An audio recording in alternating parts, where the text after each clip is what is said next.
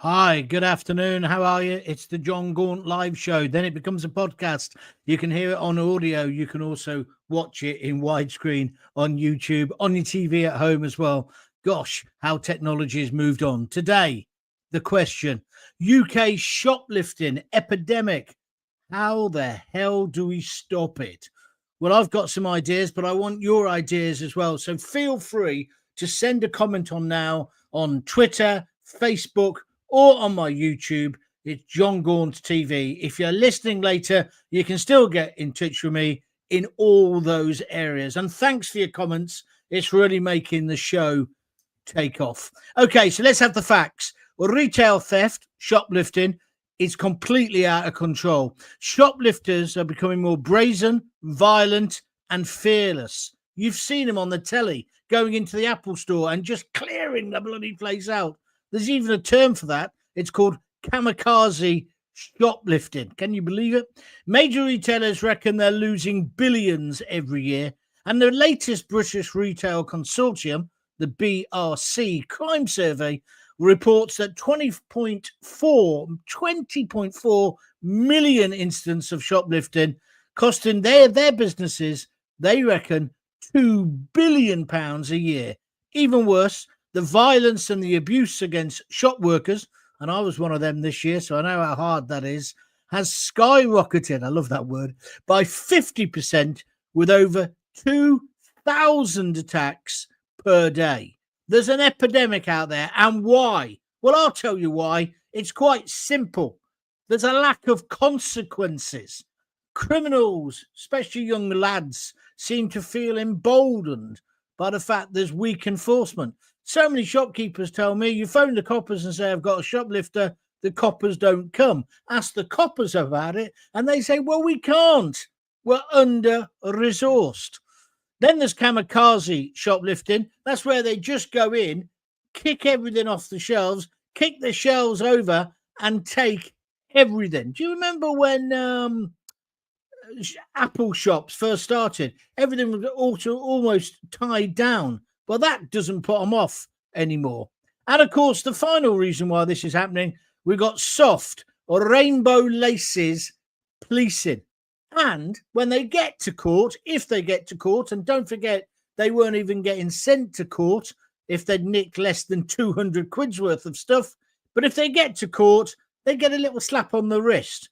They don't get sent down because the prisons are full. So who's failed us? I'll tell you who's failed us. Successive governments, successive home secretaries, successive police and crime MPs who are in charge of it. Let's stop the namby-pamby policing. Let's get the police on the streets. Let's get these people off the streets. I'm not suggesting they should all go. And by the way, I've got quite a lot of sympathy for some people who shoplift, which I'll talk about in a moment. But the solution is years old now. It's called zero tolerance policing, the broken window philosophy.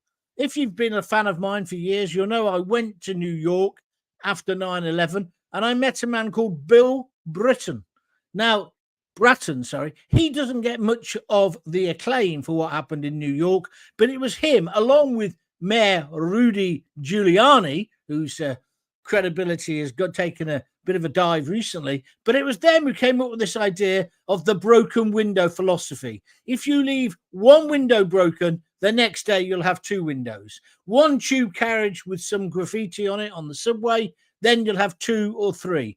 They went in carriage by carriage, window by window, and cleaned up New York. Why don't we do the same? Well, we could have done the same ages ago because Bill Bratton applied to be the commissioner of the Metropolitan Police. They wouldn't give him the gig. I can't remember who the Home Secretary was at the time, but he thought it should go to a Brit. Why? Bill Bratton is a Vietnam veteran. He's as hard as nails. He's an old chap now. I met him on the streets of the Big Apple. He scared the SH1T out of me, and I was just interviewing him. I was fascinated by his whole philosophy. And that's what we need in this country. I'm not saying lock them up and throw away the key What I'm saying is zero tolerance. So you don't let somebody off if they just nick something under 200 quid. You come down on them. Are you going to join in today? Come on, we're getting you going now. Let's have your comments. How do we stop it? And because you might think, oh, shoplifting, Gaunty, how important is it? I'll tell you how important it is. It ends up costing you and I a fortune. As you know, when I've been down on my luck recently, I worked in a very posh supermarket. And do you know what they said there? They said, whatever you do, if you see a shoplifter, don't do anything. Maybe go and tell the security guard. They're the security guard. Lovely fella, but like you can blow him over. He wasn't a very big, tough, intimidating guy. But go and tell him, but don't you challenge them. Why not? Because your life, this is what they said, your life is not worth a bag of shopping. What they really meant was they didn't want a lawsuit if I or another member of staff got injured. So they basically were giving a green light to shoplifters. So they used to come in and you'd watch them literally filling up a trolley with champagne, bottles of whiskey, and you know they were going to do a runner. This is ludicrous. But what the supermarkets do, and we're not going to lose any sleep over the supermarkets, they're making such a lot of profit, and they've just laid off thousands of people, haven't they? I think Sainsbury's have laid off 3,000. Tesco's have just laid off a load as well, because they price this in. So the cost of living is already crippling us all. Now we've got a scenario where the prices of the goods are put up to combat the shoplifting. We've got to clamp down on it. And the other thing is, if you don't clamp down on it, you've got a situation where people think, oh, well, it's not really a very important crime. We may as well all do it. And if you go down that line, when you're thinking about broken windows, society just falls apart. You see, because we could concentrate, and no doubt the 6 o'clock news and the other news stories today will concentrate on the kamikaze attacks, you know, where the lads go in and they just rip everything off the shelves. And if anybody gets in their way, they give them a kicking on the way out. There was even a case of a girl who got bottled trying to stop a shoplifter. So they'll concentrate on that. But what happens is it's everybody's at it. So although ordinary, decent people say, oh, I'd never do that, there's lots of people now who would and are doing. And the price of our food goes up. Now, don't get me wrong. I'm going to have a go at the supermarkets here because I think the supermarkets could do more to stop this happening. Some of them now have got big, burly security guards on the door. Even my local Tesco, even on a Sunday afternoon, they've got people. But it's got to a ridiculous stage. I had to get some of those washing tablet things. You know, the things that you put in. They come in a box and you've got to put them in the washing machine. While we have automatic washing machines and soap dispensers is beyond me. But evidently we're not using them anymore. Lisa's now told me because they're made of microplastics and they're going to kill the whales and kill the ocean. So we're not using it anymore. But we were. I went in to get a box because we'd run out, right? And it was in a security tag. Like all the wires around it. So people are nicking stuff like that. It's been like that with razors for ages. But it's kind of sick, isn't it? There's also, in a supermarket in Coventry, the baby food has those alarm detectors on them. You know, like they have on bottles of spirits. I remember when I worked in the supermarket, somebody said to me, what would you do if you saw somebody nicking, John? And I said, well, depends what they were nicking. And the guy looked at me completely askance and said, what do you mean? I said, well, if it was a woman nicking baby formula or nappies, I might be tempted to help her. And I was only half joking because I'm not going to lose sleep over the profits of Tesco's or Sainsbury's or the posh supermarket where I worked, because that's the other thing. They price the shoplifting in. They also price the discounts in. So if they can sell something at £5 cheaper or over 50% cheaper than what it's on the shelf for, why isn't it at that price already? Do you follow where I'm coming from? You know, the yellow stickers go on and the price comes down. I think it's despicable. I think it's despicable. So I'm not going to lose sleep over the supermarkets. But why I'm annoyed or worked up or want to get on top of this whole problem is because of what it does to society. If you think it's perfectly acceptable to go into a supermarket and nick a pound of fillet steak, I mean, that's the thing. They've even got security bleepers on the steaks, haven't they? And on the meat. It's a sad, sad world. Now, I know people are skint. And I was really, really skint for the last couple of years. But it's not an excuse to steal, is it? But it's as if the supermarkets are almost making it easy to steal.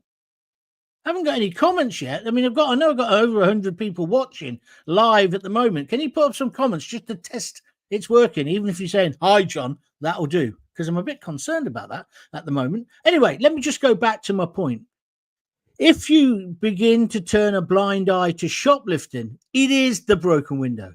Do you then turn a blind eye if you're walking home one night and somebody is nicking a car or keying a car? Do you see where I'm coming from?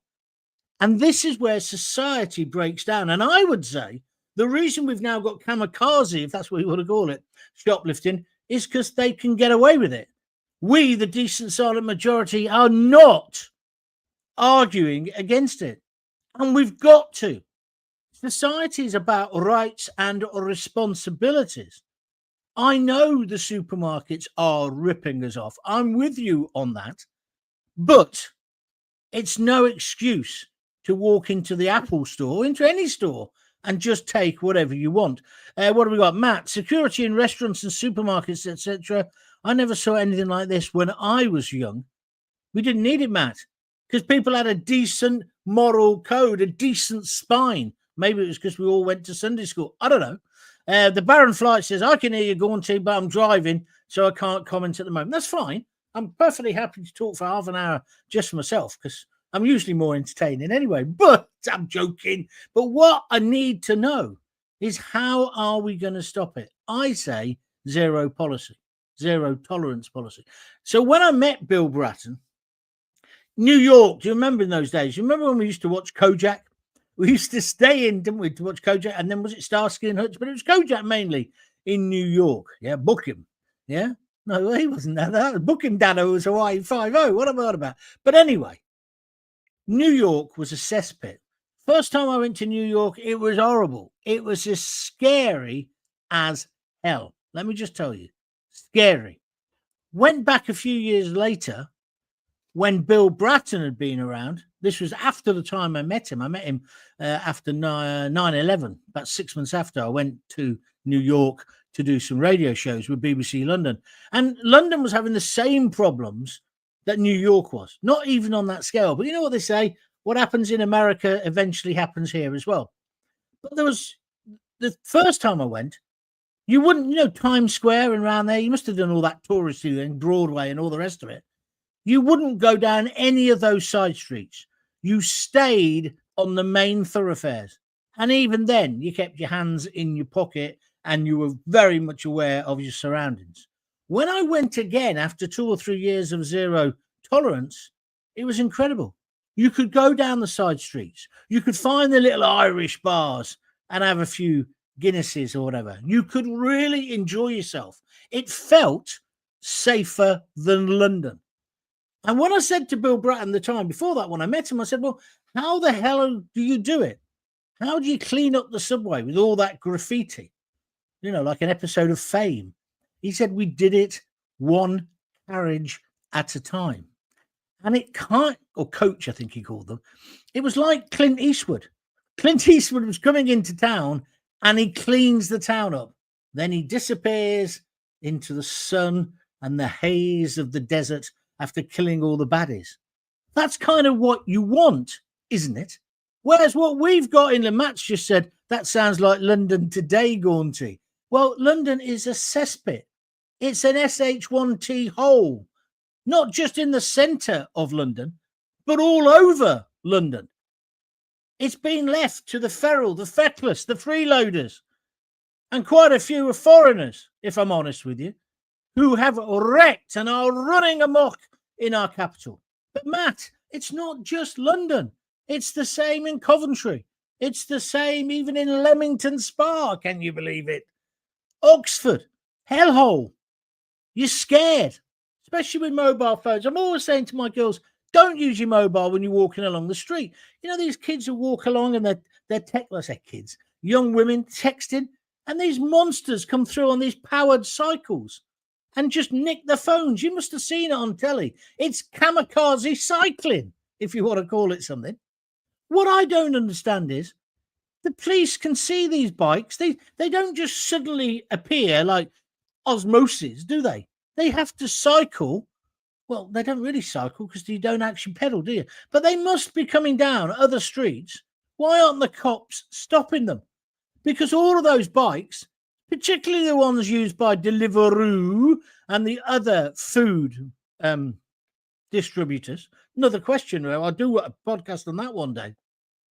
Why do you need home delivery? I don't understand it. I understand why people have takeaways and go and get a pizza or a Chinese or whatever you want to get. But does it make your life so much improved to have it delivered by some bloke who can't speak English and it's then tepid by the time it gets to you?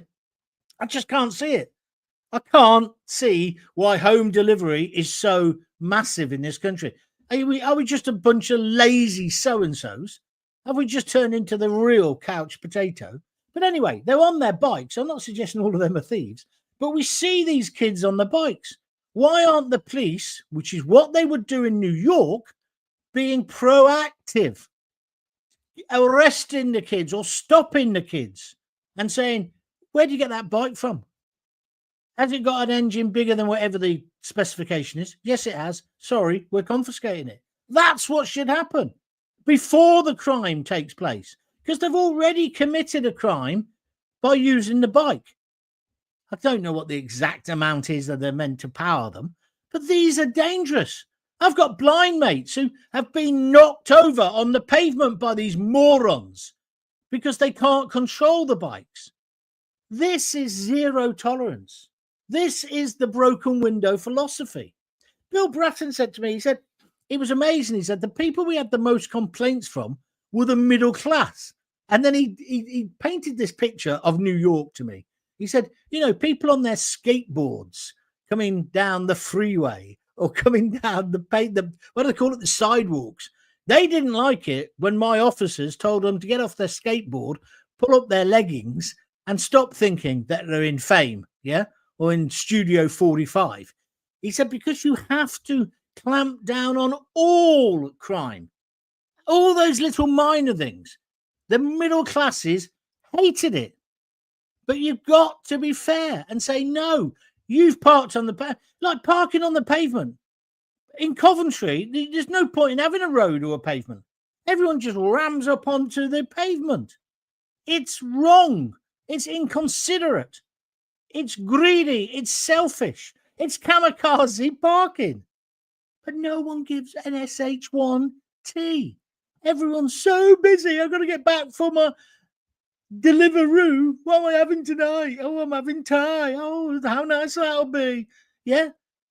We've all got to be a bit more responsible, especially if we want to clamp down on these yobbos.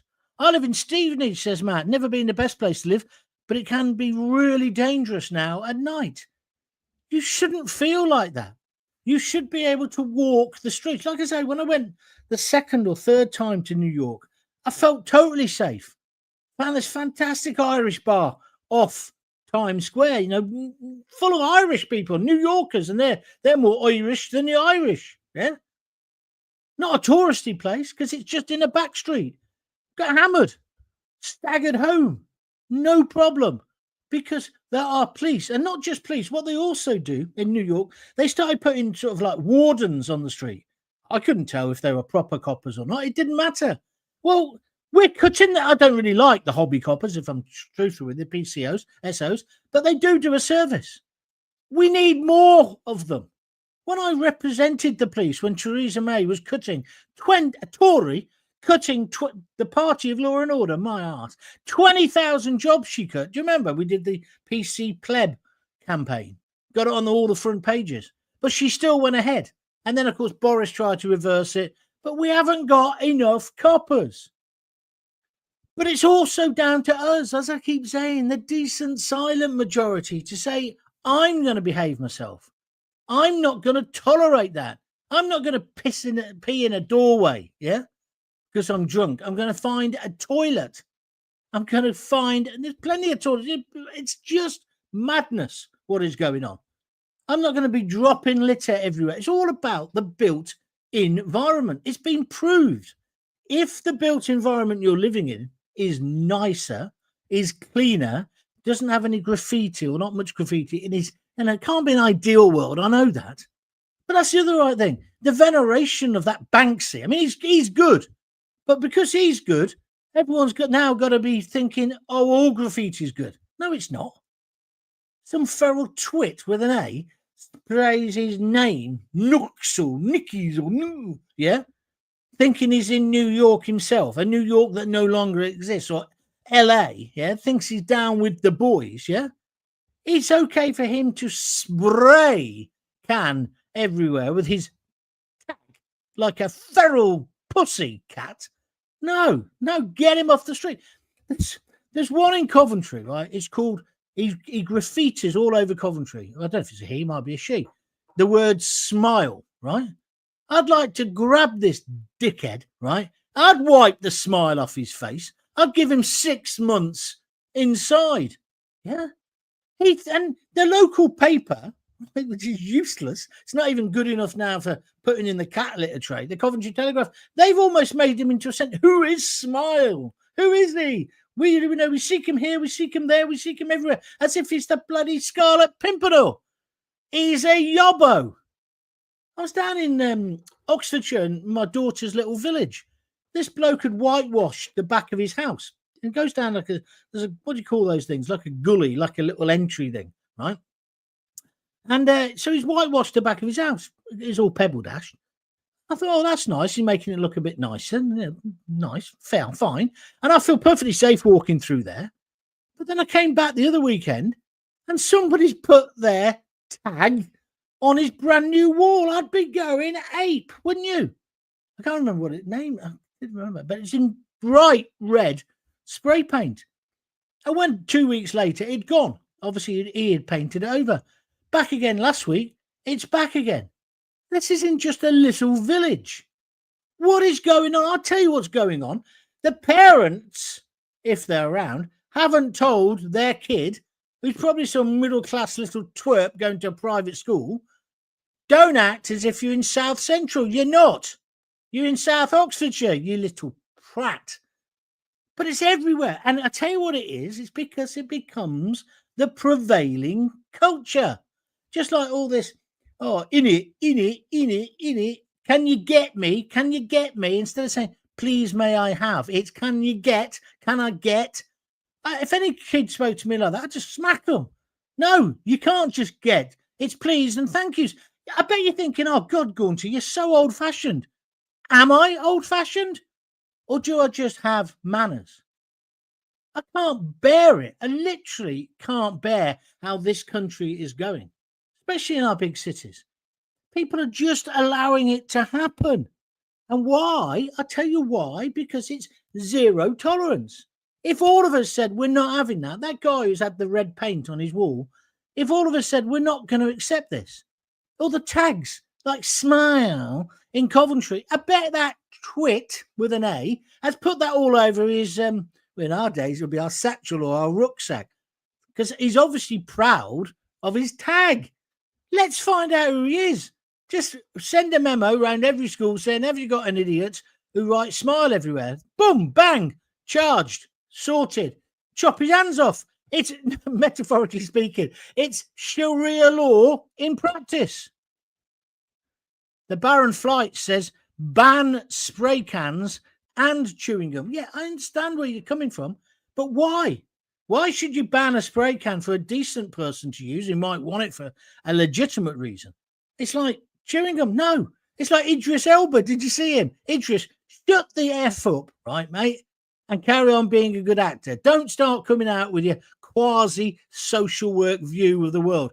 His bright idea to stop knife crime is, well, knives don't need to have a point. Well, he's kind of got a point, hasn't he? But it's kind of missing the real point. What knives don't need to have is morons stabbing each other or machetes. It's like going back to what happened with Axel, the killer up there in Southport. It wasn't the knife. It wasn't Amazon who killed those children. It was him. And the blood is on the hands of people like Starmer, who didn't speak up quickly enough.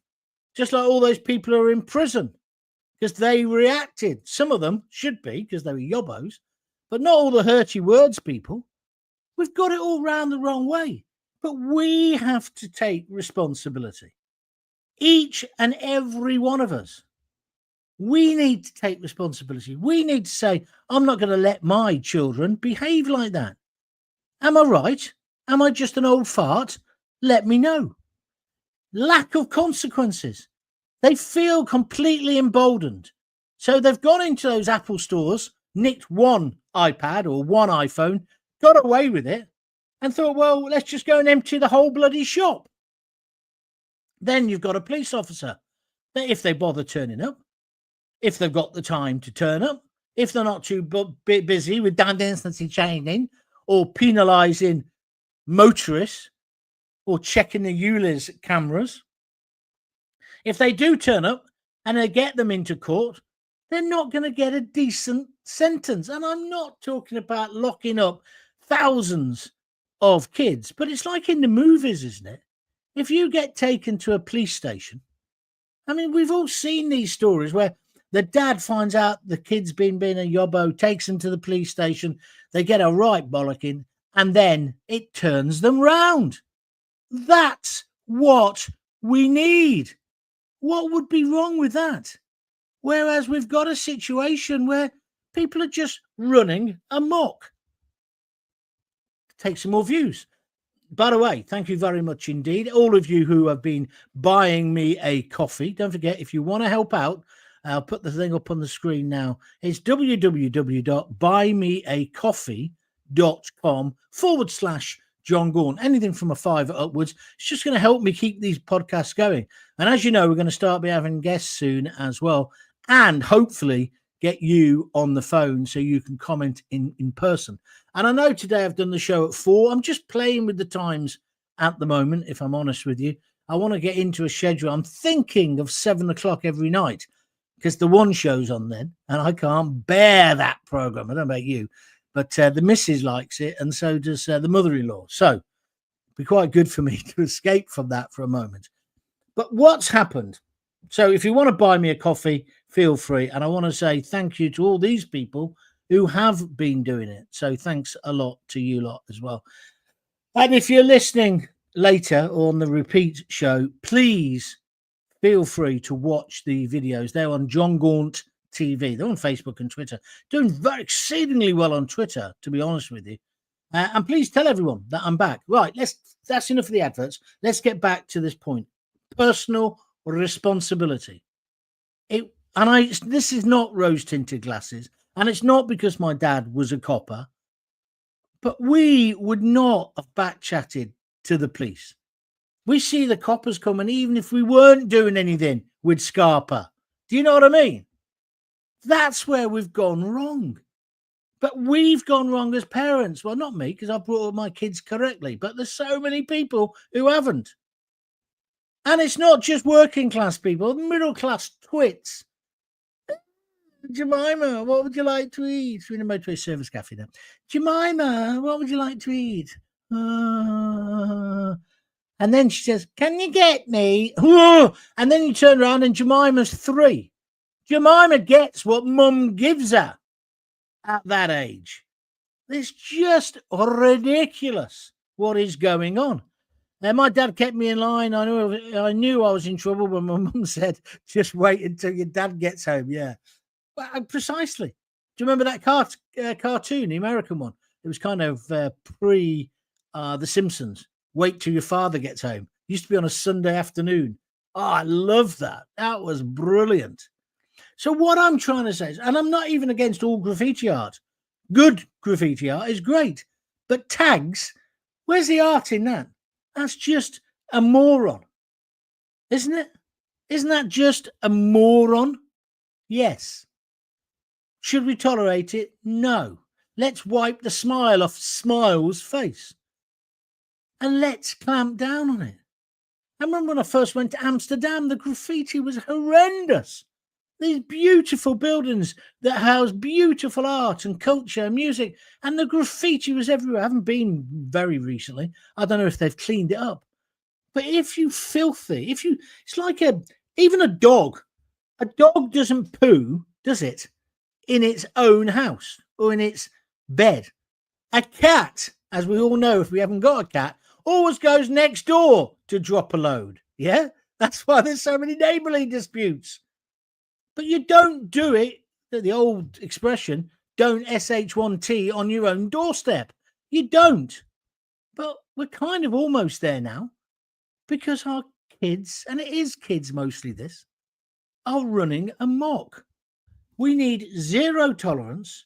We need, and also, so when the coppers say pick that up, I've seen men do this.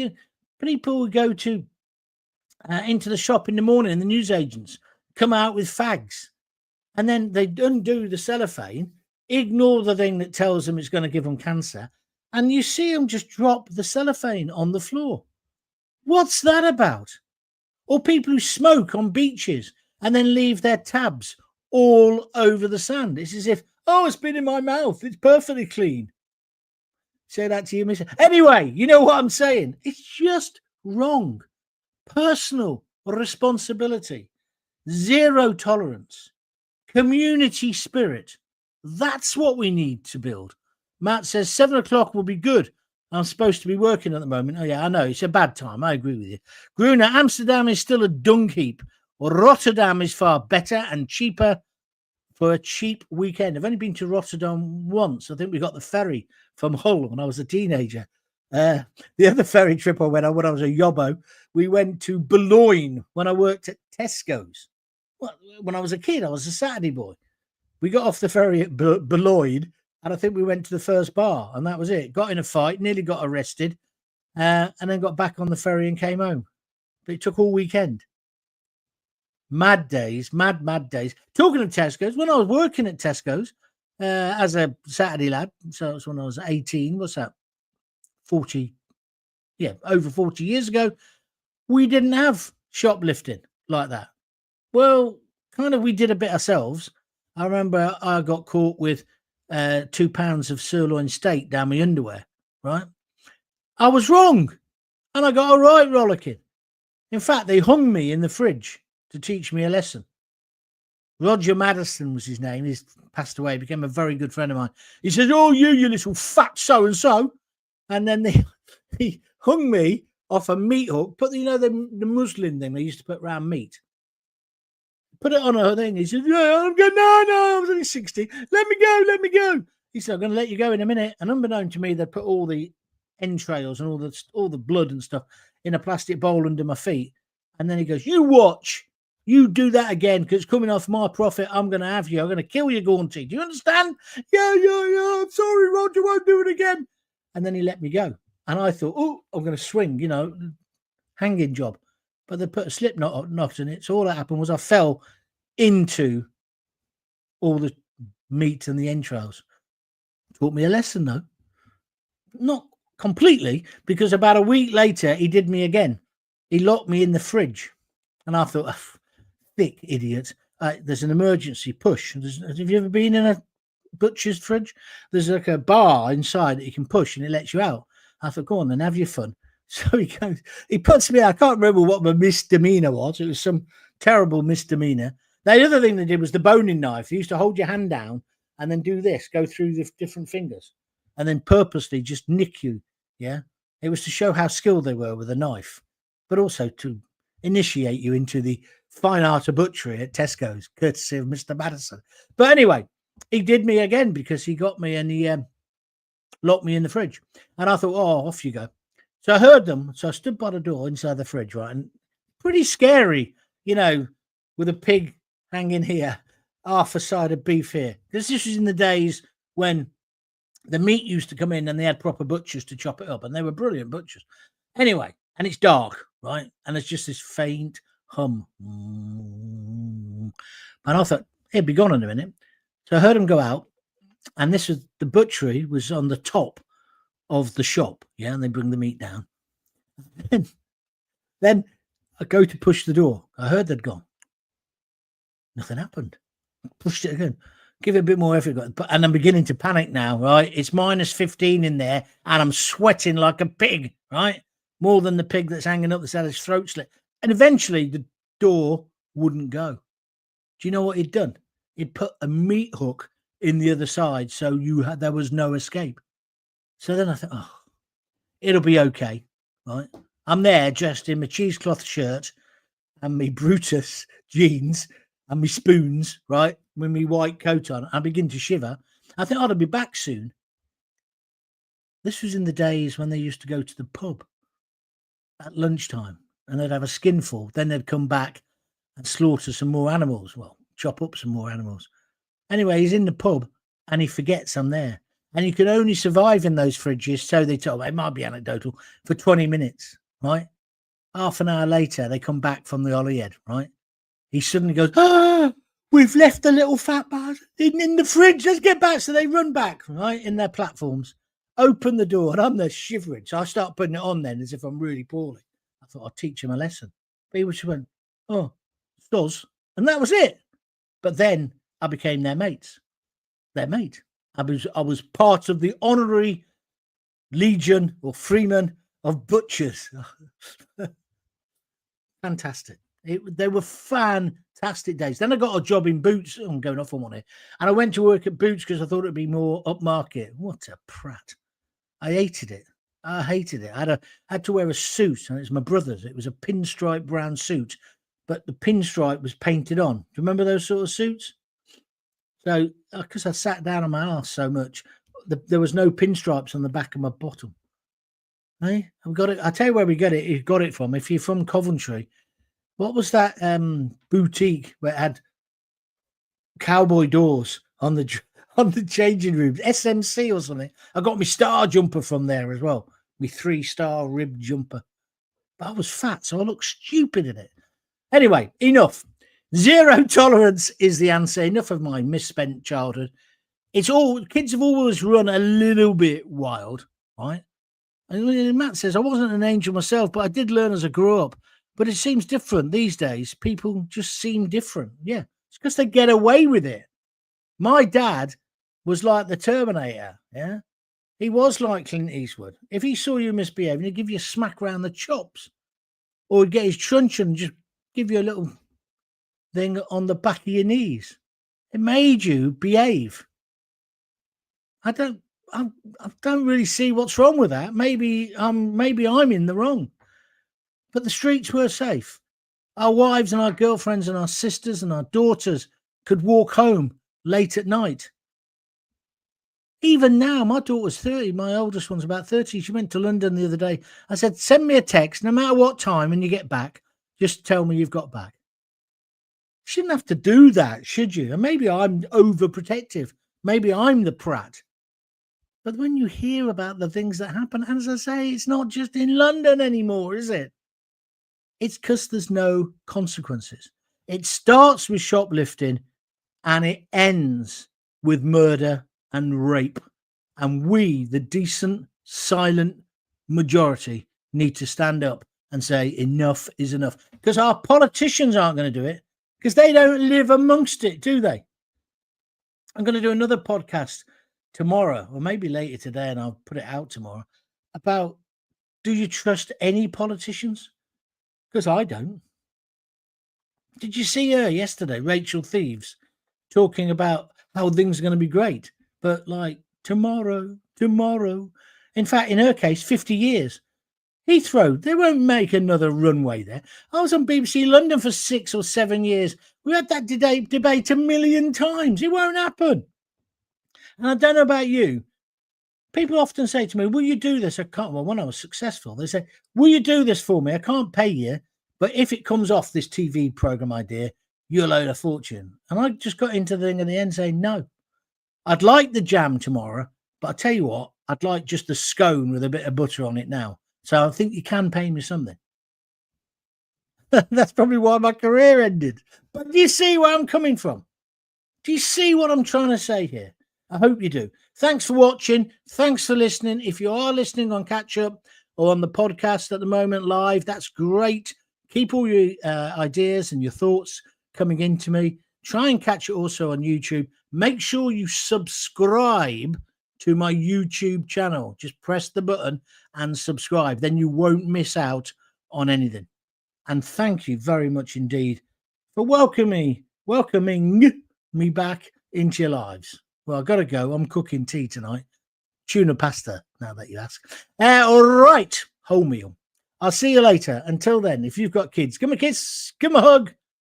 Don't forget to tell them that you love them. And don't be afraid now and again to give them a little clip round the ear. Pretend you're a lioness. Huh? Keep them in check. See you later.